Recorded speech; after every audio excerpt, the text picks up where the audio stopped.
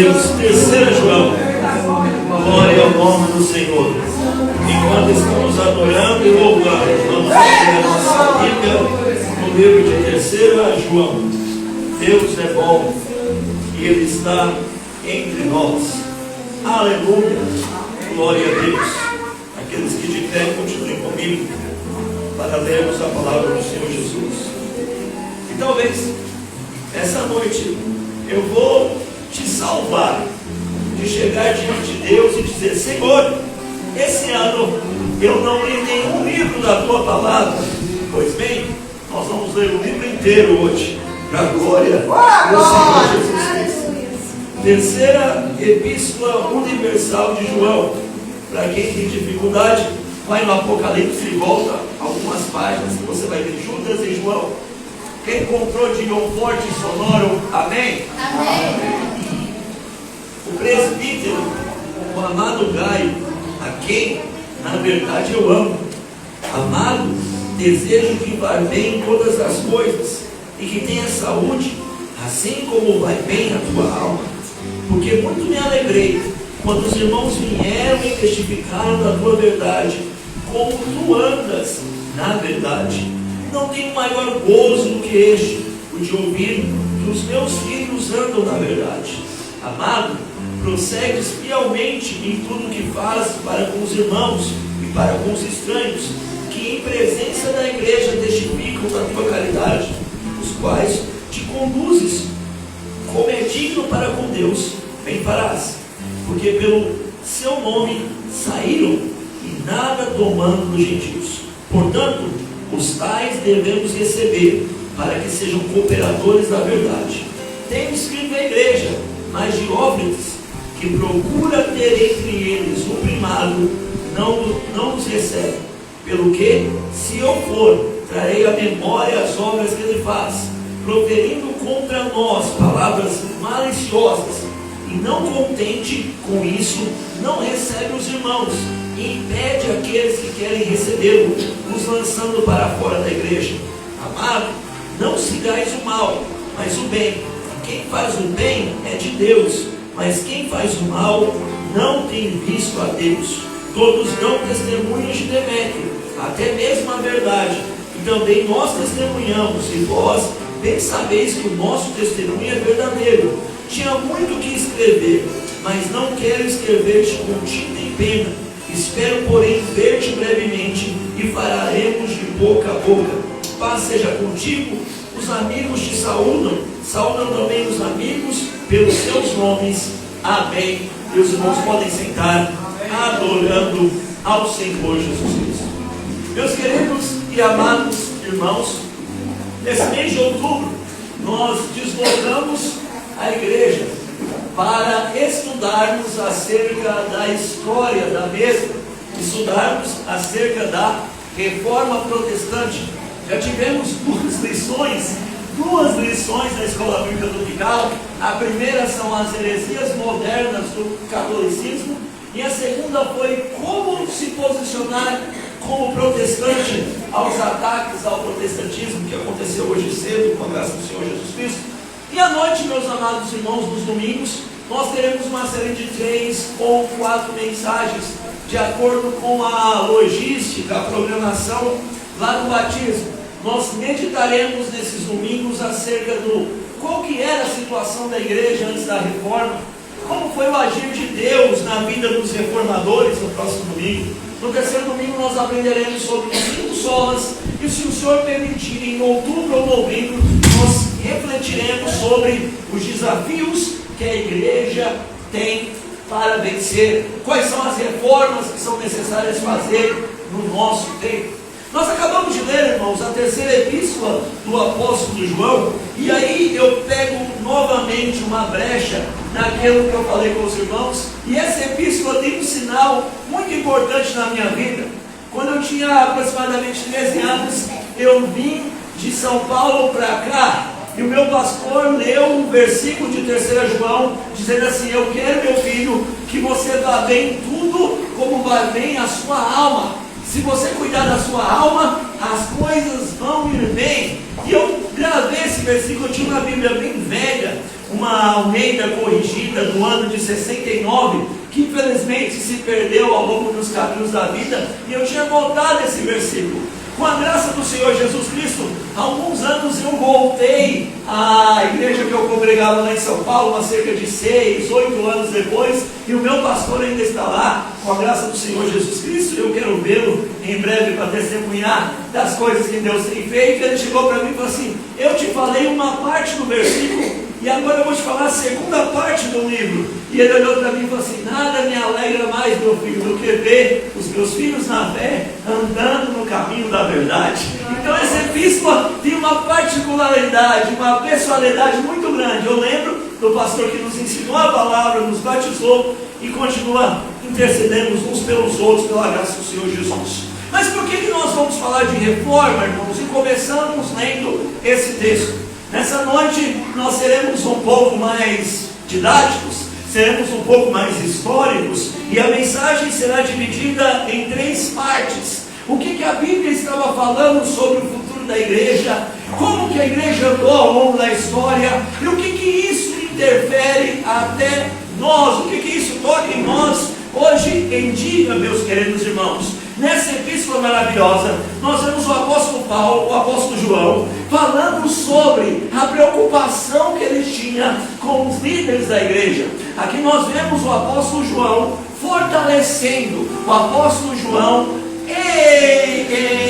fortalecendo, o apóstolo João entusiasmando, o apóstolo João elogiando o bom trabalho de um líder, de um pastor, de um bispo que estava sobre o seu cuidado, o nosso irmão Gaio. E ele testemunha com firmeza, dizendo: olha, Gaio, a verdade fala sobre você, os irmãos testemunham sobre você, você ama em verdade. E aqui nós temos um ensinamento muito prático. O amor é importante, mas a palavra de Deus sempre valoriza o amor com verdade. Em paralelo disso, o apóstolo João nos fala acerca de outro líder. O apóstolo João nos fala acerca de outro pastor, talvez outro bispo da igreja da Ásia, o nosso conhecido, e eu nem sei se podemos chamar de irmão pelo seu procedimento, o Diótrefes. Para quem for teu filho, segue aí, irmão da Cáquio, uma sugestão, presbítero Diótrefes, para batizar o menino. E esse queria tomar o primado da igreja. Esse era aquele que seguia a seguinte cabeça. Deus fala com o apóstolo João? Fala, mas Deus fala comigo também. Deus usa fulano de tal, usa, mas Deus me usa também. Fulano de tal conhece a Bíblia, irmão, eles conhecem, mas eu conheço também. E porque eu conheço, nós não temos que nos sujeitar a ninguém, não temos que ouvir a ninguém. E ele estava arrebatando, roubando a igreja para si, de tal maneira que ele não recebeu os irmãos enviados de Jerusalém, de tal maneira que ele não recebeu os missionários que pediam alimento para continuar a obra missionária. E o homem era tão cruel que, ao invés de não receber, começava a dizer para os outros que eles não poderiam receber também, expulsando os crentes da igreja. Olha que absurdo, irmão. Imagina só, você vir aqui no culto no domingo e você vai entrar por essas portas, e eu chego e digo para o irmão: não, você não pode entrar na porta hoje. Mas por quê? Porque fulano de tal foi na sua casa e nós não estamos recebendo fulano de tal. Mas pastor, fulano de tal é crente, é santo, tem bom testemunho, os dentro da igreja, os fora da igreja, vive uma vida de santidade, entrega sua vida à obra do Senhor. Não, eu não vou com a cara dele, eu não me enquadro com ele, eu não gosto do jeito dele. Por conta disso você está excluído da nossa comunhão. Era isso que esse terrível Senhor fazia. E por que eu estou falando isso aqui, irmãos? Porque infelizmente esse tipo de liderança foi tomando conta da igreja ao longo dos séculos.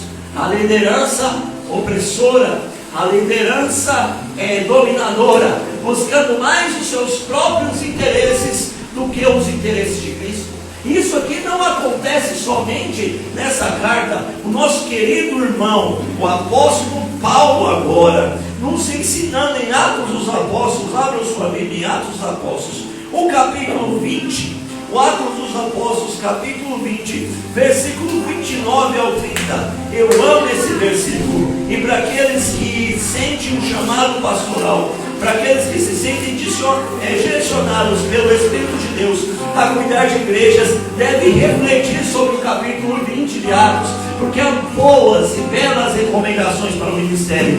No capítulo 20, versículo 29, o apóstolo Paulo diz assim, porque eu sei isso, que depois da minha partida, depois que eu morrer, depois que eu me for, entrarão no meio de vós lobos cruéis, que não perdoarão o rebanho. Falsas pessoas se fingirão de falsos pastores e tomarão a igreja, tornando atrás os seus benefícios, querendo simplesmente a sua glória. Pastor, então está fácil, é só a gente ficar de olho nos crentes que for chegando, porque a Bíblia está falando que virão lobos de fora. Então os novatos, a gente fica com um olhar meio assustado pelos novatos. Negativo, versículo 30, e sei que dentre de vós mesmos se levantarão homens que falarão coisas perversas para atraírem os discípulos a vós. Se, meus queridos irmãos, o apóstolo Paulo já via, pelo intermédio do Espírito Santo, que alguns dentro da comunidade cristã se desviariam da fé, e ao invés de abraçar o mundo e seguir as suas filosofias, não somente se desviariam, mas gostariam que os outros se desviassem juntamente com ele, passando um verniz de cristianismo, passando um verniz de religiosidade, passando um verniz de verdade, uma falsa aparência de amor. E isso aconteceu na história da igreja. A gente sabe, o apóstolo Paulo fala em Gálatas que ficou surpreso como que os Gálatas, de maneira muito rápida, se desviou dos mandamentos da verdade. Se nós lermos Apocalipse 1, 2 e 3, nós vamos ver que as igrejas que foram pastoreadas, olha que igrejas abençoadas. As igrejas da Ásia tiveram como pastor o próprio pastor Paulo. A igreja da Ásia teve como pastor o nosso irmão Timóteo. A igreja da Ásia teve como pastor o apóstolo João. Lideranças de primeira qualidade lideraram as igrejas da Ásia: Éfeso, Esmirna, Tiatira, Pérgamo, Laodiceia, Sardes, Filadélfia. Mas quando a gente olha, meus queridos irmãos, cada uma das igrejas são lembradas a voltar aos fundamentos cristãos da fé. A Pérgamo tinha que parar de viver uma doutrina falsa, de ganância, como foi a doutrina de Balaão. Tiatira tinha que expulsar a falsa profetisa do seu meio, que trazia prostituição. Sardes tinha que se arrepender e parar de viver de aparência. Efésios tinha que voltar ao primeiro amor, e Laodiceia tinha que descer rapidamente a sua posição soberba e orgulhosa e se voltar aos fundamentos da humildade cristã. E assim foi. A reforma protestante, irmãos, aconteceu cerca de 1517. É a data cravada onde o nosso querido irmão Martinho Lutero cravou as 95 teses, enviou uma cópia para o bispo e depois a discutir acerca disso. E o que fez, o que motivou ele a chegar nessa conclusão, a tomar essa atitude? Se nós olharmos, irmãos, para o período dele, a igreja passava por uma série de problemas. Problemas de tal ordem que você não precisava de um chamado apostólico, não precisava de um chamado ministerial para ser um padre, para ser um bispo, para ser um arcebispo, um cardeal. Normalmente as famílias ricas faziam a seguinte maneira: uma família rica do Oriente Médio desejava ter 3 filhos. Para que 3 filhos? Um filho para cuidar das riquezas, um outro filho para poder virar padre e ter poder sobre as pessoas, e se desejável uma filha para a gente arrumar um casamento vantajoso e continuar aumentando as riquezas. Então havia vários líderes, haviam vários padres que não sabiam nem ler, haviam vários líderes, haviam vários padres que não conheciam nada da doutrina. O Papa Leão X gostava de grandes construções e pôs no seu coração o desejo de construir uma grande basílica, uma grande igreja, a Basílica de São Pedro. Contratou o que havia de melhor, e a cúria, o dinheiro romano estava se esquerendo, estava estava acabando, e ao invés de parar a obra, ele resolveu: da onde que a gente vai tirar dinheiro? Ah, eu sei, nós vamos tirar dinheiro da fé do povo. A partir de agora, as missas vão ser pagas, os sacramentos serão pagos, e ainda assim nós fortaleceremos a doutrina do purgatório, dizendo que as almas podem ser salvas se assim as pessoas ofertarem, se as pessoas comprarem lembrancinhas, se as pessoas comprarem as indulgências. E isso fez um grande mover. Contratou alguém profissional em marketing, o bispo Witzel, que o cara era bom na venda, o homem tinha uma habilidade persuasiva muito grande, e esse saiu varrendo a Europa, enganando as pessoas. Existe algum relato que um contemporâneo de Martinho Lutero perdeu a vida de desespero, pôs um fim à sua existência, porque não tinha condição financeira de salvar do inferno a um dos seus parentes tanto amado. Oh, não há dinheiro no nosso bolso para salvar as almas do inferno. Essa era a situação da igreja na época. E meus amados, a gente pode olhar e pensar assim: como que isso aconteceu? E aqui vai um ensinamento para nós. Eu vou listar algumas datas, vou listar algumas questões para os irmãos. Ninguém se desvia da verdade de um dia para o outro. Ninguém se desvia da verdade de um dia para o outro. A palavra do Senhor manda a gente exortar uns aos outros frequentemente. Hebreus capítulo 4, na minha versão, para que nós continuemos na verdade, porque ninguém se desvia completamente da verdade de um dia para o outro. A história da igreja, meus irmãos, pode ser dividida em algumas fases. A gente divide a história da igreja da seguinte maneira: até o primeiro apóstolo morrer, nós dizemos que é a igreja apostólica, igreja primitiva. Após o primeiro apóstolo morrer e até chegarmos à liberação do cristianismo no Império Romano, nós chamamos de igreja perseguida. Depois da liberação do cristianismo no Império Romano, nós chamamos de igreja imperial. Com a queda do Império Romano, nós chamamos de igreja medieval. E ao longo desses 1500 anos, da assunção de Jesus Cristo até a reforma protestante, coisas foram sendo criadas, umas com boa intenção, outras com más intenções, e foram deturpando o caminho da verdade. Eu vou listar para os irmãos algumas, e aí os irmãos vão refletir sobre tal. Em 360, alguém achou bonito orar pelos defuntos e se instituiu que todo cristão deveria orar pelos seus mortos. Poucos anos depois, alguém teve uma visão e falou que Deus havia mandado orar pelos anjos, e eles começaram a orar pelos anjos. Pouco tempo depois, o culto passou da sua simplicidade e tornou um nome de missa.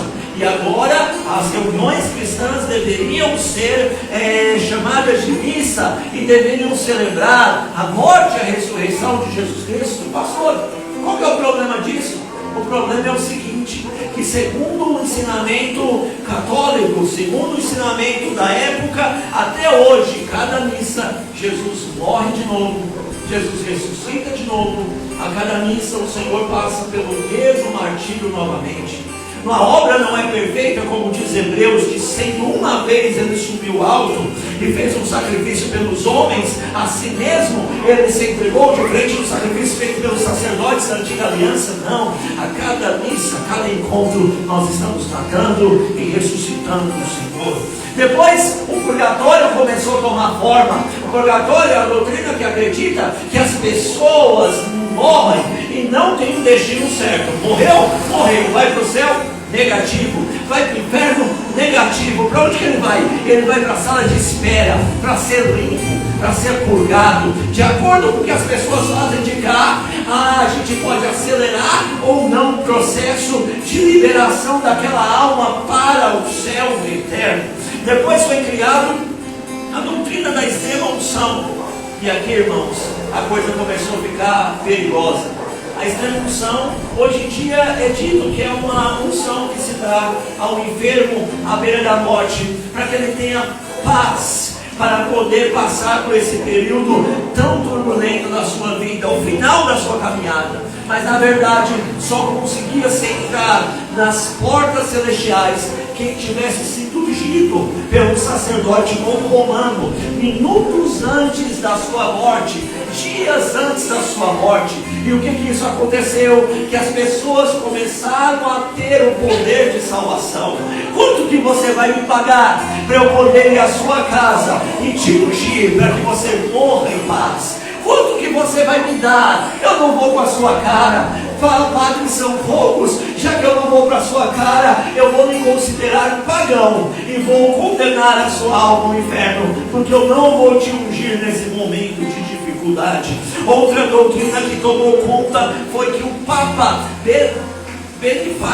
Bonifácio, é o nome do homem, terceiro, disse que ele era um bispo universal e a partir de agora todos deveriam se curvar ao Império Romano, ao Bispado de Roma, à Igreja de Roma. Meus queridos e amados irmãos, até essa data todas as igrejas eram independentes, todas as igrejas seguiam o seu curso natural, conversando entre si, mas por causa do dinheiro que havia em Roma, o imperador estava em Roma, então eles falaram: já que o imperador mora em Roma, a igreja mais importante é a de Roma, e a de Jerusalém não é importante como a de Roma, e a de Antioquia também não é importante como a de Roma, e a de Éfeso muito menos importante, porque aqui nós temos a cátedra de São Pedro. Heresias após heresias foram sendo construídas para chegarmos a esse período de reforma.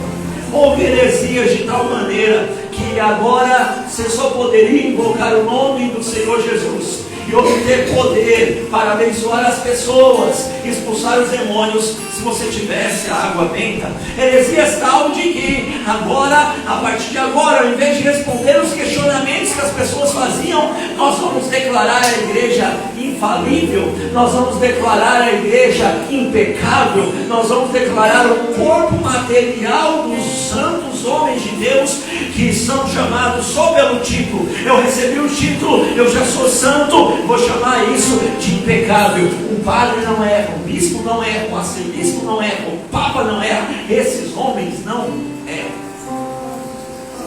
Existe hoje uma heresia que continua até hoje, que é o governo temporal.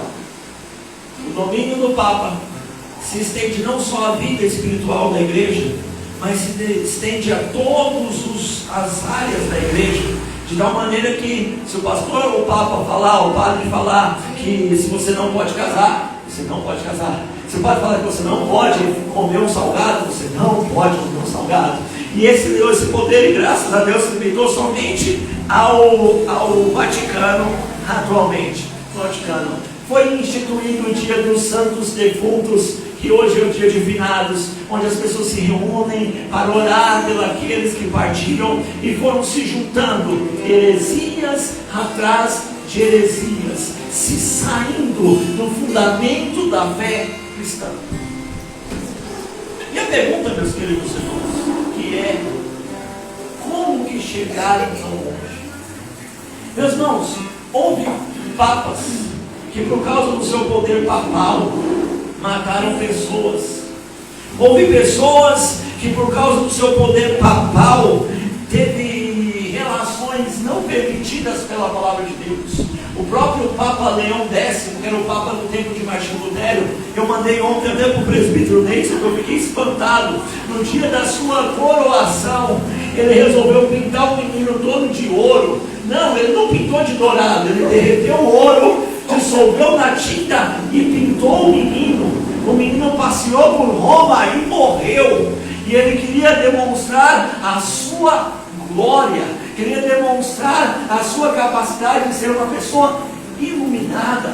Houveram tantos outros padres e papas que decretaram pessoas como hereges, porque eles saíam da palavra de Deus. Não, porque eles estavam de olho nas posses materiais daquelas pessoas que eles condenavam por herege. Se você conversar com um católico verdadeiro, ele vai dizer que a igreja nunca matou ninguém, e isso é verdade. A igreja não tinha o poder de tirar a vida de ninguém. O que acontecia? A igreja tinha o poder de recomendar ao Estado retirar pessoas pelo crime de heresia, assim como foi feito com o nosso Senhor Jesus. Os judeus encomendaram o Senhor para que o Pilatos e o Império Romano colocasse fim à vida dele. E por que eu estou falando isso aqui com os irmãos, meus amados irmãos? Porque a palavra de Deus nos fala, a palavra de Deus nos fala não. A história nos ensina que aquele que não conhece história está fadado a repetir os mesmos erros. Aquele que não conhece a história está fadado a repeti-la de maneira pior. Quantas das pessoas que nós conhecemos, meus queridos e amados irmãos, que não aprendem com a vida? Ele erra hoje, ele erra amanhã, ele vai continuar errando, porque ele não aprende nada com seus próprios erros. Nesse mover tão distante da palavra de Deus, Deus começa a suscitar algumas pessoas que se debruçam diante da palavra de Deus, começam a ler a palavra de Deus e começam a ter aquela impressão que algo de errado não está certo. Começam a ter aquela impressão de que algumas coisas não deveriam ser como são, e começam a pregar, começam a ensinar, começam a se pôr a mudar o que está de errado no seio da igreja. Um deles é Martinho Lutero, que resume toda a sua ideia numa resposta: são tantos dogmas, são tantas penitências, são tantas ofertas, são tantos sacrifícios, são tantas renúncias. Meu Deus, é possível alguém ser salvo dessa maneira? É possível alguém alcançar salvação dessa maneira? E ele tentou. Ele dava mais oferta pelos pobres que ele podia dar. Ele se sacrificava do jeito que podia dar, se flagelava, ia nas missas o tanto que podia ir, e não encontrava paz na sua alma, não encontrava conforto na sua religiosidade. Até que um dia o Espírito Santo soprou o coração dele, e meditando na palavra de Deus, ele achou Romanos. E em Romanos capítulo 1 versículo 17 diz: o justo viverá pela fé. O justo será salvo pela fé. Fé em quê? Fé no nosso Senhor Jesus. A igreja se distanciou muito da verdade.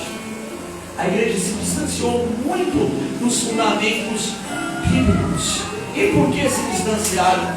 A resposta, meus irmãos, eu procurei hoje para ver se havia sido mudado, para ver se eu não estava sofrendo de um problema de anacronismo. O que é anacronismo?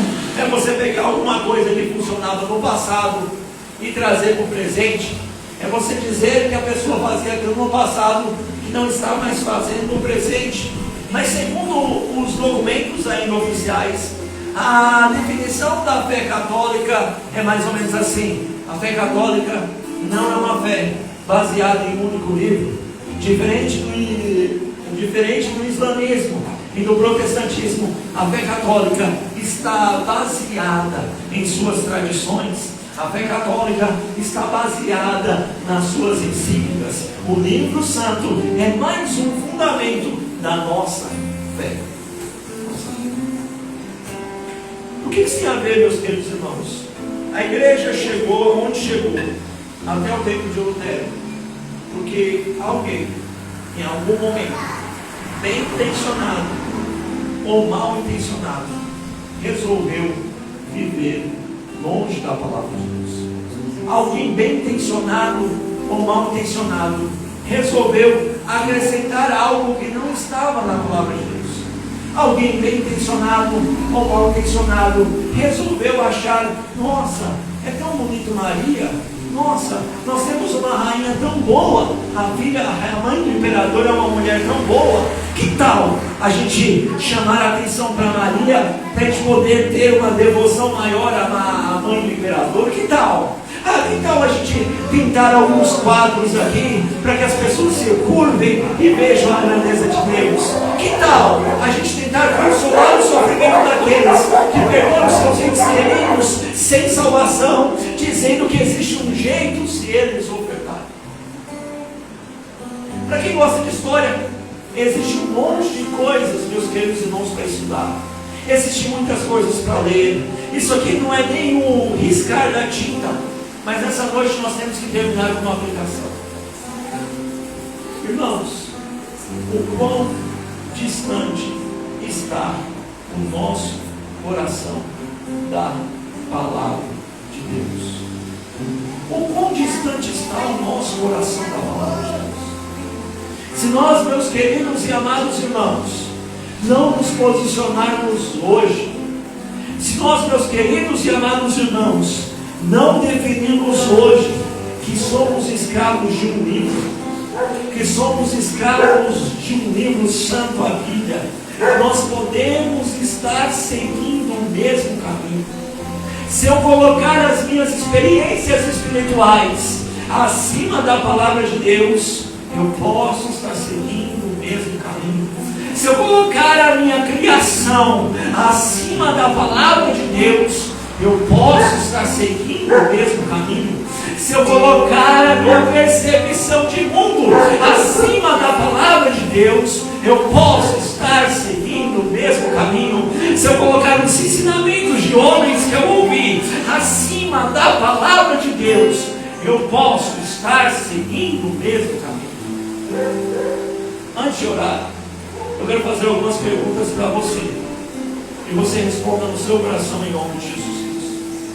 A primeira pergunta que eu quero fazer para você é: quando você trabalha querendo viver em cada segundo a palavra de Deus?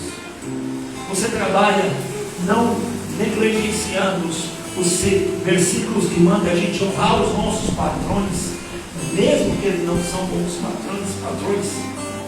Quando você está em casa, você é uma esposa que se submete amando a palavra de Deus. Você é uma esposa que honra o seu marido amando a palavra de Deus, mesmo que às vezes ele apresente falta daquilo que você julga ser o padrão ideal. Você se submete à palavra de Deus dessa maneira. E você, meu querido irmão, no seu casamento, você ama a sua esposa totalmente, entregando toda a sua vida. Eu odeio lavar louça, eu gosto, mas tem gente que odeia. Eu odeio lavar louça, mas eu lavo louça por amor a ela.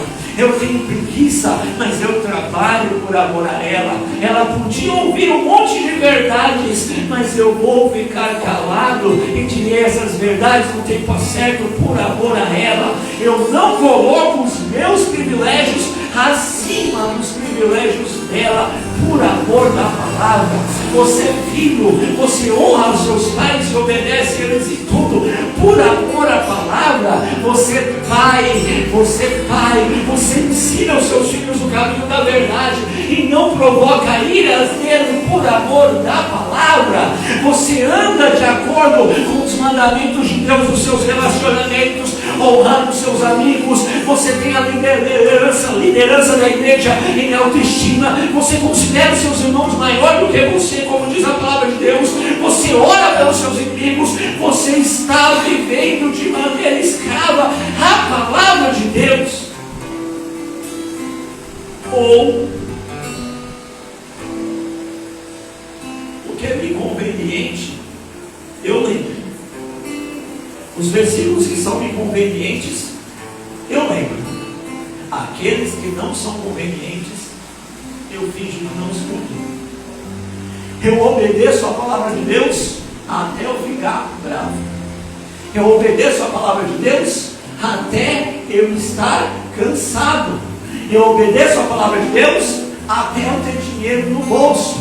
Depois disso, eu vou desprezando, eu vou ignorando, eu vou deixando, eu vou servindo os meus sentimentos, eu vou servindo a minha condição financeira, eu vou servindo as minhas vontades, eu vou servindo até a tentação bater. Quando a tentação bate, eu abandono a palavra e vivo a tentação. Meus queridos e amados irmãos, a história passou. Pela graça do nosso Senhor Jesus Cristo, nós estamos aqui servindo a Ele. Mas nós temos que tomar cuidado, meus queridos irmãos, e zelar pelo nosso coração. Nós temos que tomar cuidado, irmãos, e zelar pela nossa casa. Nós temos que tomar cuidado, vamos zelar pela igreja de Deus, pelas missões que o Senhor colocou na nossa mão, para que em tudo, em todo momento, seja somente a palavra de Deus na nossa vida. Quando foi a última vez que a palavra de Deus te confrontou profundamente? Quando foi a última vez que a palavra de Deus veio de encontro a algo que você tinha como certo, algo que você tinha como perfeito, algo que você tinha vantajoso, e você foi obrigado a abrir mão da sua história, foi obrigado a abrir mão dos seus sentimentos, foi obrigado a abrir mão das suas vontades e se submeter à palavra de Deus? Se isso faz muito tempo, nós temos que buscar mais a palavra, porque estamos correndo risco. Se isso faz muito tempo, faz questão de você analisar o seu coração, faz questão de você analisar a sua mente. Existem pessoas, no céu, não se entram de 2 em 2. Era uma história que um pastor antigo me falava, contava para as crianças. No céu, a porta passa só um. No céu nós vamos encontrar a multidão, mas não entra de 2 em 2. Eu não vivo a palavra, pastor, porque o meu irmão não vive. Eu não vivo a palavra, pastor, porque a minha irmã não vive. Eu não vivo a palavra, pastor, porque no passado pessoas não viveram e não me machucaram.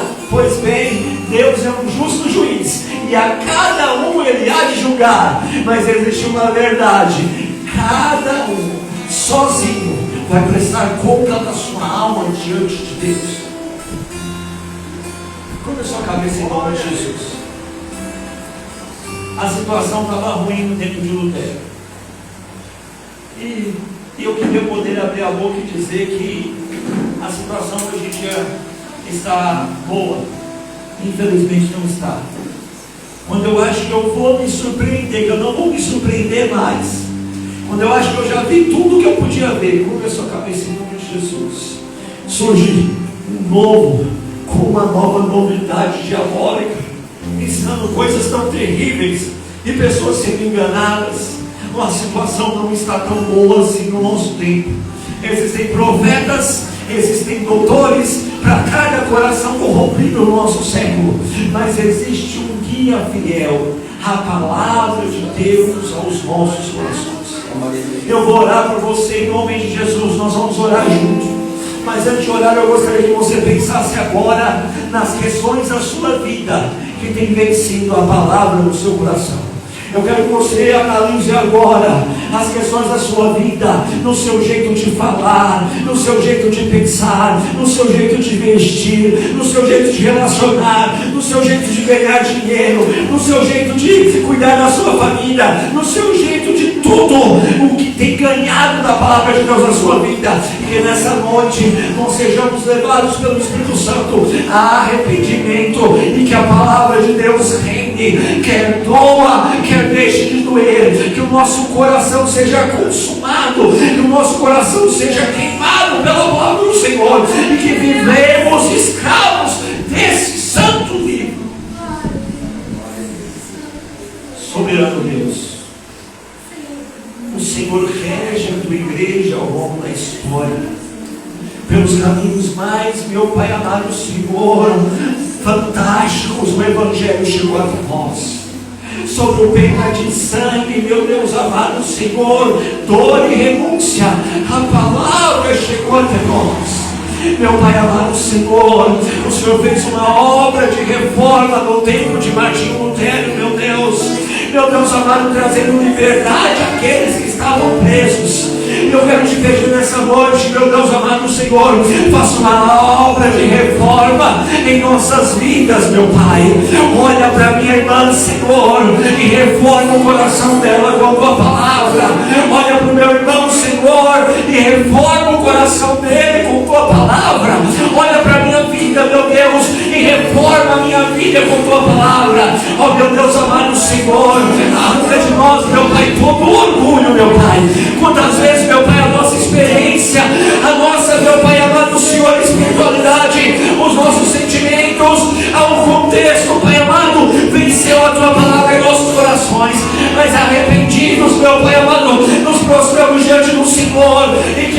meu Pai, que cada segundo, queremos, meu Pai, que cada ato, queremos, meu Pai, que cada sentimento, queremos, meu Pai amado, que cada pensamento seja só o Senhor e a sua palavra.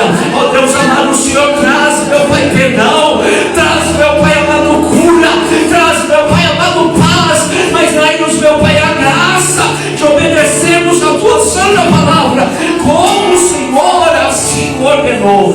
Meu Deus amado, Senhor, e aqueles que estão sendo enganados ainda hoje, com tantos líderes maus, meu Pai, aqueles que estão sendo enganados, meu Pai, em tantas tradições cristãs, ó meu Deus amado, abre os olhos dele, meu Pai, do nosso coração não venha se sentir movido a debochar, meu Pai, desses que andam, meu Pai amado, muitas vezes sem saber, em caminhos heréticos. Envia o teu Espírito, Senhor, envia a tua palavra, meu Pai, envia, meu Pai, o teu santo nome, meu Deus amado, e traz paz, traz libertação, traz mudança de vida, meu Pai, que seja o Senhor acima de tudo, que seja a sua palavra acima de tudo, e que vivemos para a tua glória, no nome de Jesus, no nome de Jesus, no nome de Jesus, amém, e glória a Deus. Conselho: se vai contra com a palavra, põe um fim hoje, joga fora da sua vida tudo que é contrário à palavra de Deus, exclui, põe um ponto final e pede ao Senhor graça, que Ele vai te dar graça para viver em santidade. Ele já deu, junto com a salvação vem a graça para ser dos santos. E eu posso ouvir um amém? Glória a Deus, glória a Deus. Que Deus em Cristo abençoe a todos que participaram online. Desejamos profundamente vê-los aqui presencialmente, no nome do Senhor Jesus. Glória a Deus.